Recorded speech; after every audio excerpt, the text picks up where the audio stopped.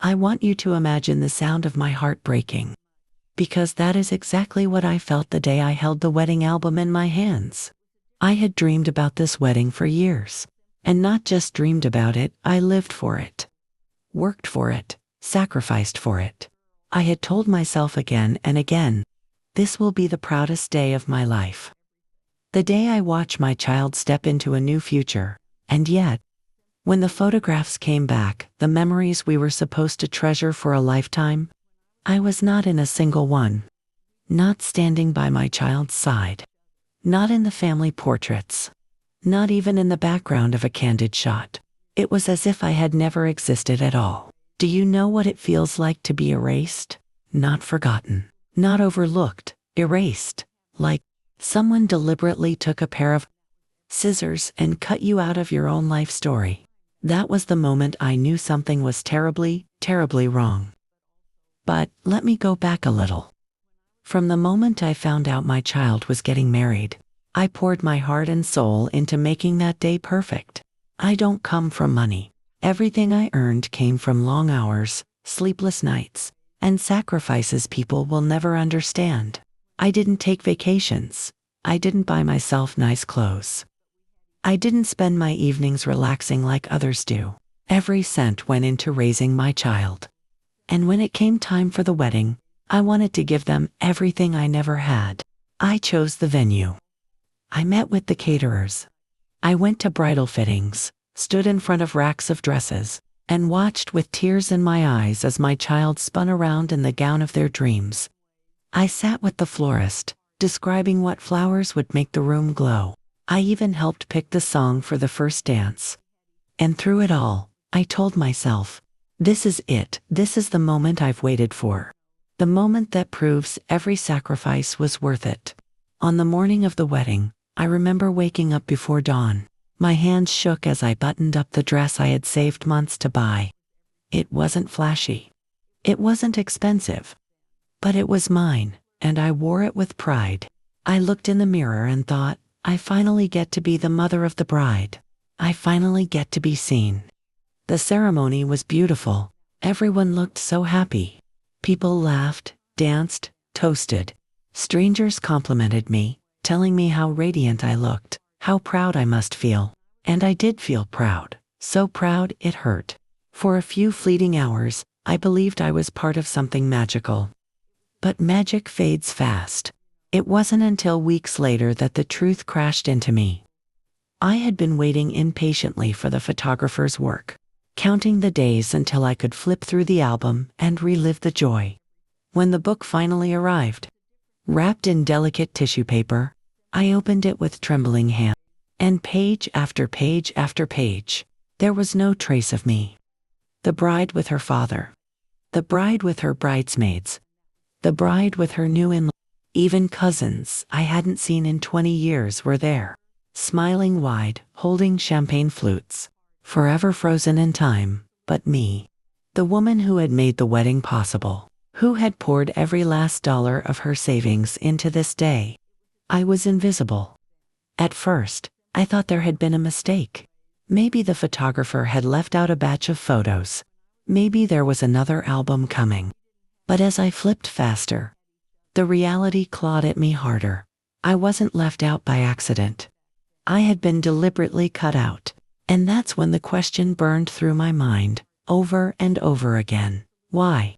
Why would my own child, the one I raised, the one I protected, choose to erase me from the happiest day of their life? Why would they let others make that decision? Why would they stand there, smiling in front of the camera, knowing I was standing just out of frame? My tears dripped onto the glossy pages, blurring the perfect smiles that mocked me from the photographs. I felt like the room was closing in on me. I couldn't breathe. I wanted to scream, to tear the album to pieces.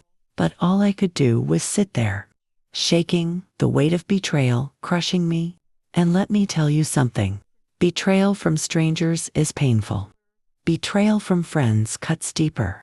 But betrayal from your own blood? It shatters you in ways words will never fully capture.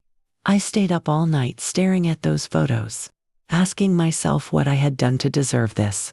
Was I too controlling? Was I not enough? Was I a burden they wanted to hide?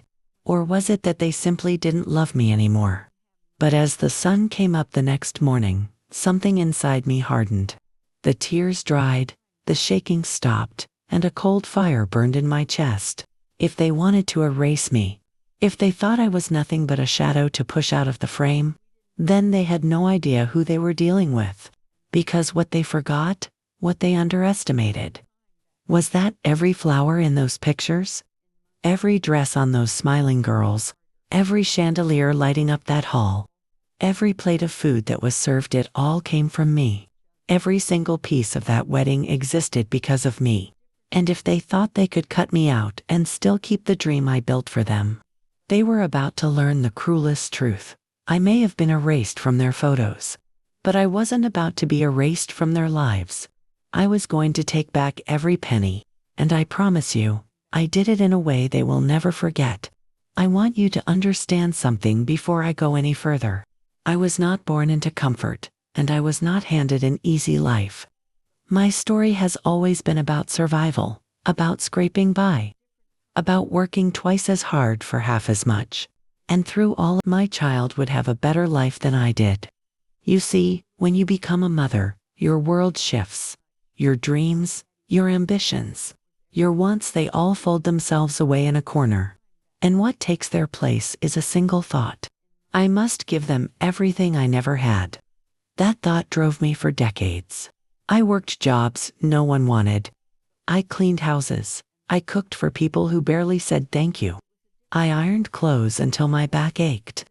I stitched together every little dollar and made it stretch like magic. If the house needed fixing, I learned to use a hammer. If the car broke down, I figured out the engine. There was no such thing as I can't. Because when you have a child, depending on you, I can't is not an option. I remember one winter when the heater broke. The house was so cold, you could see your breath in the air. My child shivered under blankets, and I couldn't stand it. I didn't have the money to call a repairman. So I bundled up, went outside, and spent hours tinkering with pipes and wires I didn't understand until, finally, the heat roared back on. My hands were numb and bleeding, but when I saw the smile on my child's face as they warmed their fingers, I knew it was worth every second. And birthdays. Don't get me started.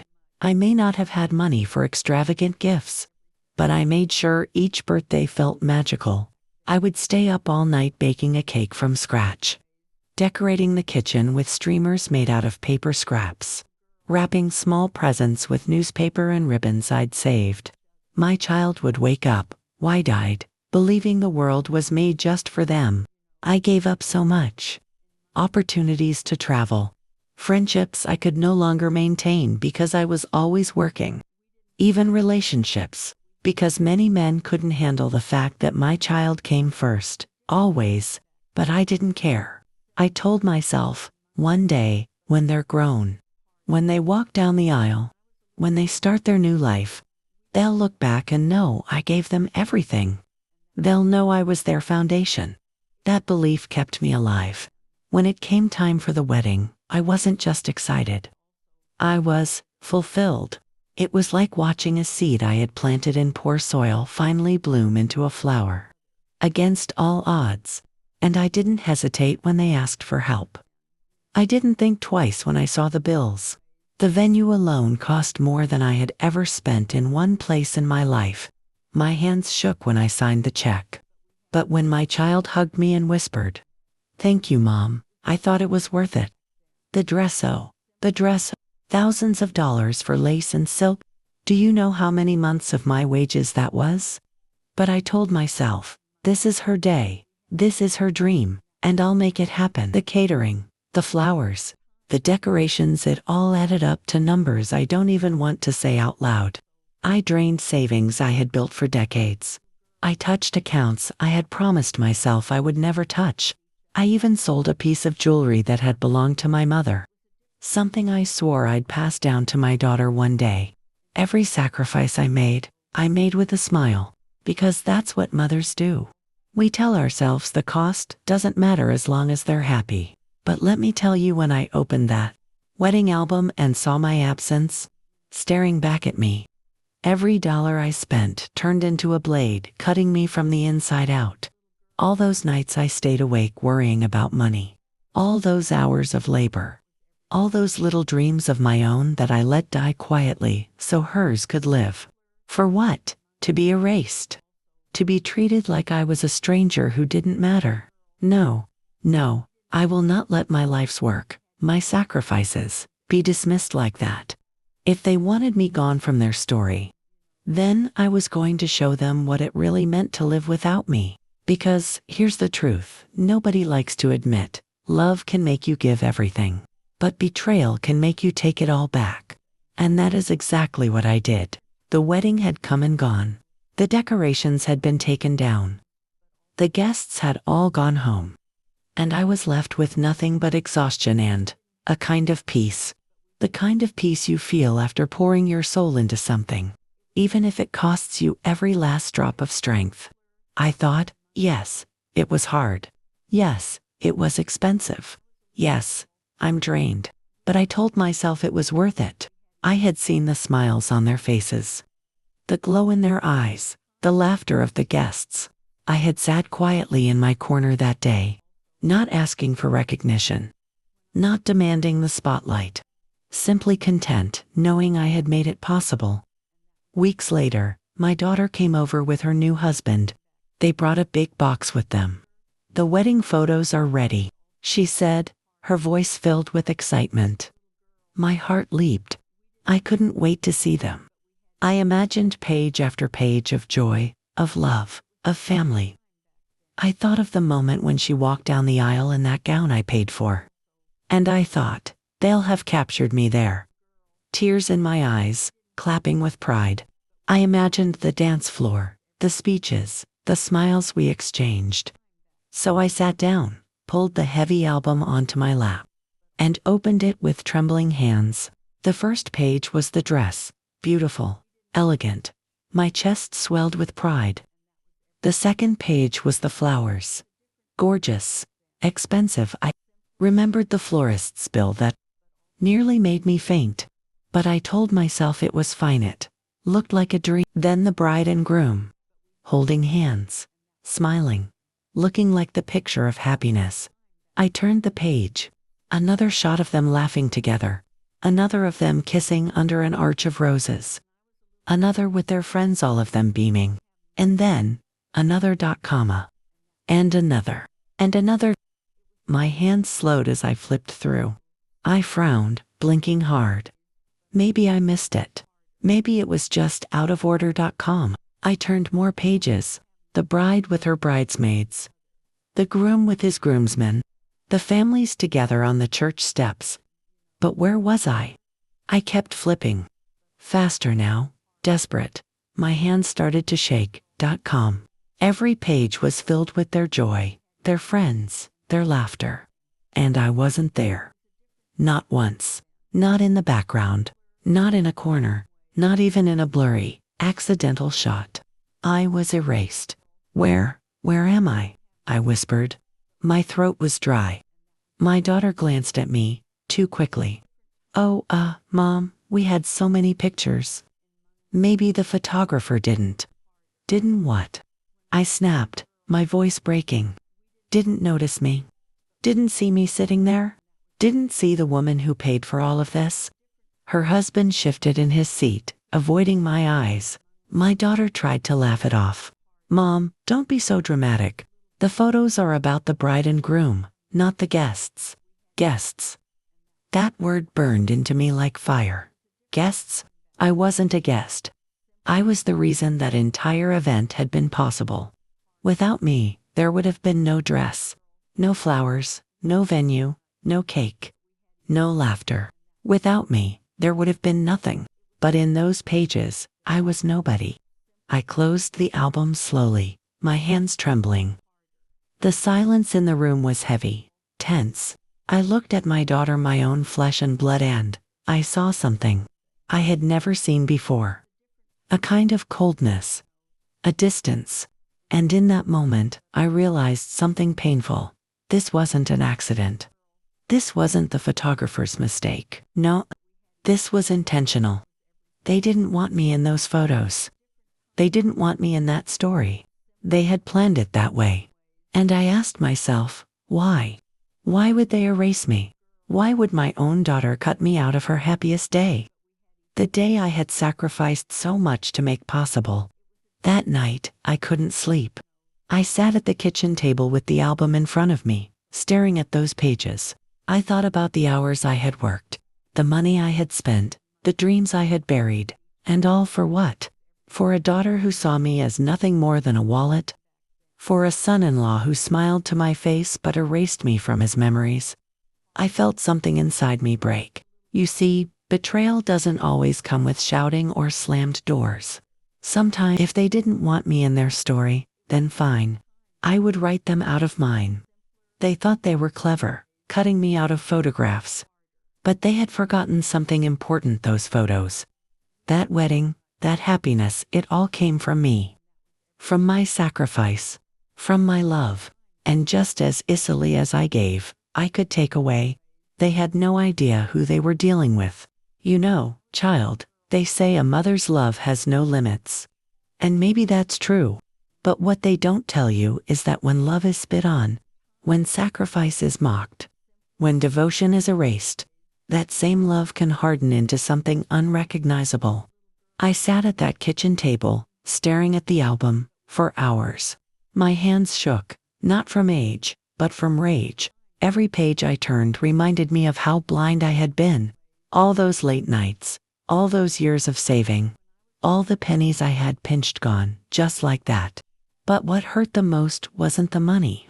No, money can always come and go. What tore me apart was the truth sitting in front of me.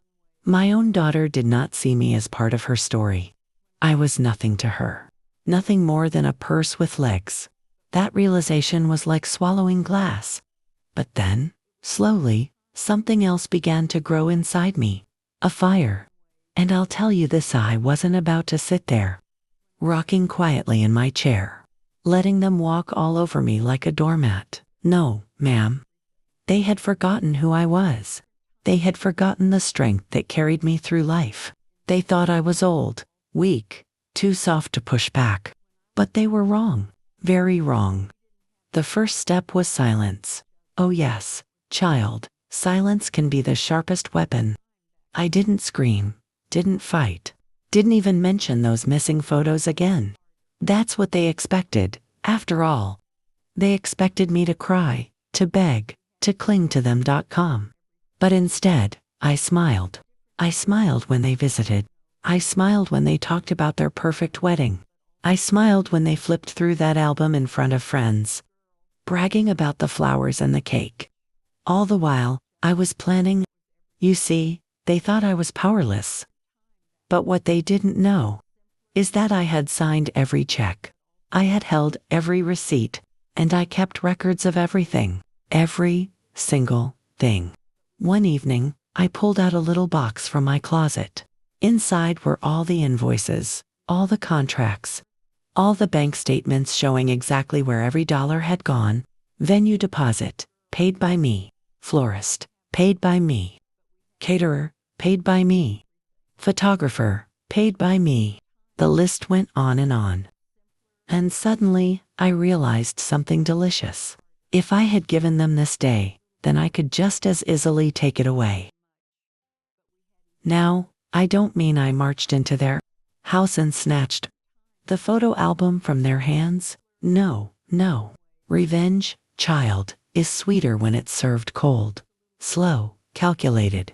I started with the caterer. I remembered the smug look on that man's face when he delivered those bills. So I gave him a little call. Hello, this is Mrs. Thompson. Yes, about that wedding you catered last month. Did you know the bride and groom haven't paid a single cent? Silence on the other end. Then outrage. Oh, but don't you worry, I said sweetly. I'll be happy to send you the paperwork proving I was the one who covered your costs. And if you'd like to collect directly from the happy couple now, well, I won't stop you. I hung up with a grin. One by one, I made those calls. The florist, the decorator, the band, every last one of them. Each time I left a little breadcrumb trail, pointing right back to my daughter and her husband. And oh, how quickly word spread. It wasn't long before they got their first call. My daughter rang me in a panic. "Mom, did you tell the florist we didn't pay? They just called us demanding thousands."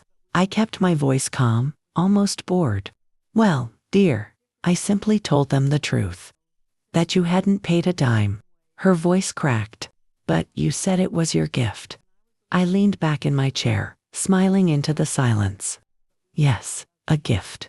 And you showed me exactly what my gift meant to you when you erased me from your photos.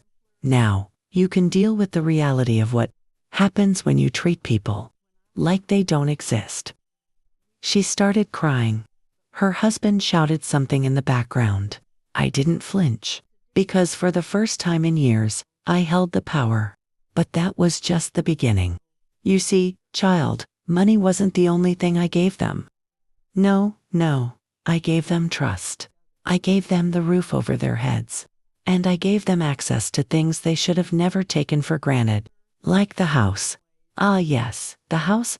You see, their apartment lease, co-signed by me. Their furniture, purchased under my account. Even the car they drove, registered in my name, because their credit was too poor to handle it. I had been holding them up in ways they didn't even realize, and the day I decided to pull those strings back, oh, the sound of their world collapsing was music to my ears. Now, don't get me wrong. Revenge isn't about cruelty for cruelty's sake.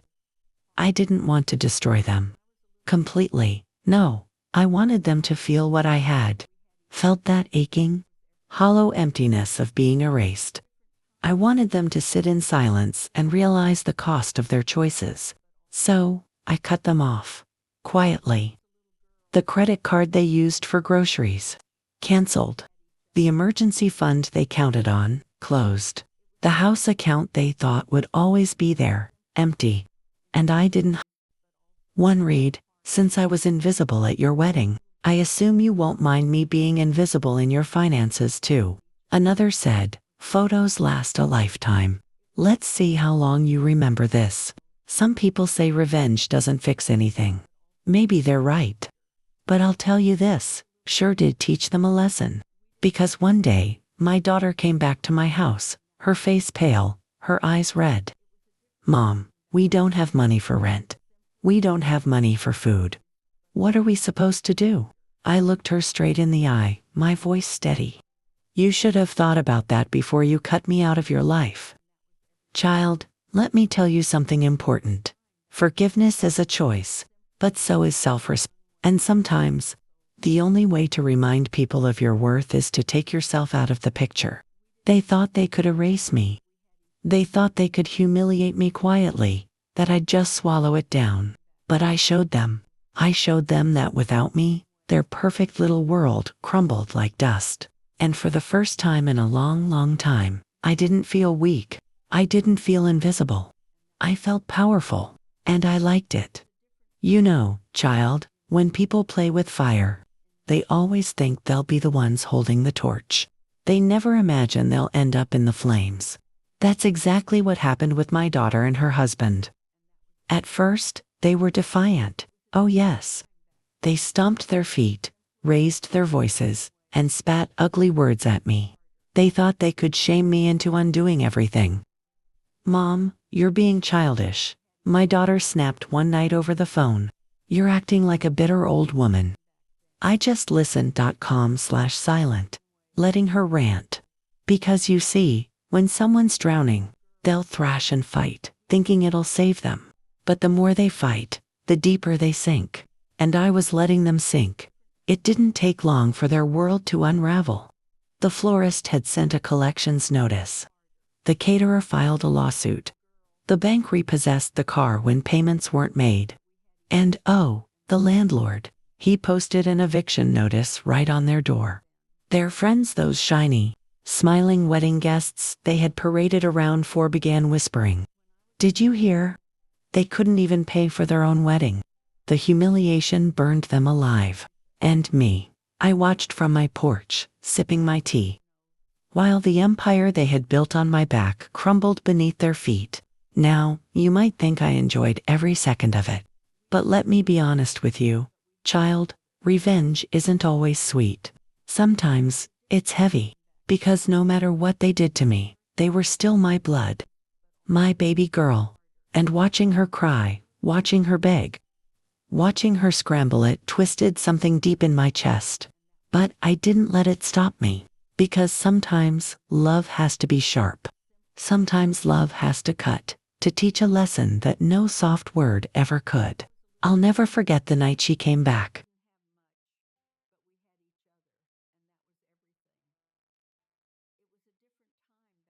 It was raining hard, the kind of rain that seeps into your bones. She stood on my porch, soaked through, her mascara streaking down her face. "Mom," she whispered, her voice trembling, "we lost everything. The house, the car, everything. We don't even have a bed to sleep on tonight."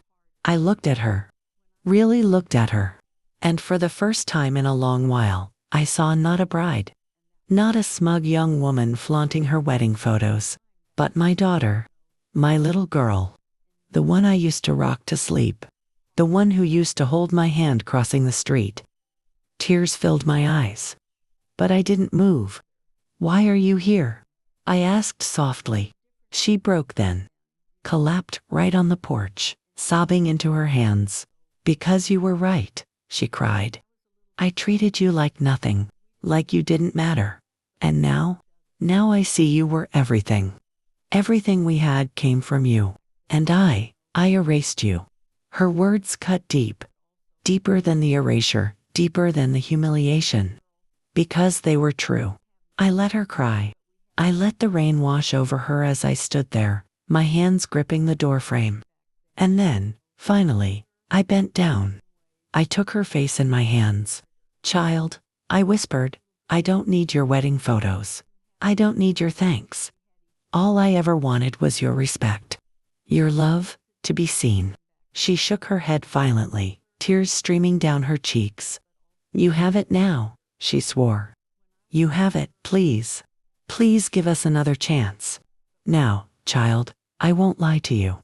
Part of me wanted to slam that door, to turn my back and let her learn the hardest way possible. But another part of Myth-a-Mother in me still ached for her, still wanted to protect her. That's the cruel thing about being a mother, you see. No matter how much they hurt you, no matter how deep the betrayal, a part of you still loves them beyond reason. So I let her inside. The days that followed were quiet, heavy, filled with unspoken words. She and her husband slept in the guest room, too ashamed to face me most mornings. But slowly, little by little, the walls began to crumble. My daughter started cooking with me in the kitchen again, just like old times. We sat together on the porch, watching the sunset. She even pulled out her phone one evening and showed me the wedding photos. Not the album, but the digital ones. This time, she didn't skip past the images of me. She lingered. "Mom," she whispered, "you looked beautiful that day. And child, let me tell you, I cried. I cried like a baby. But don't mistake this for a fairy tale ending. No, things were never quite the same again. Trust, once broken, doesn't mend so easily." Her husband never looked me in the eye again.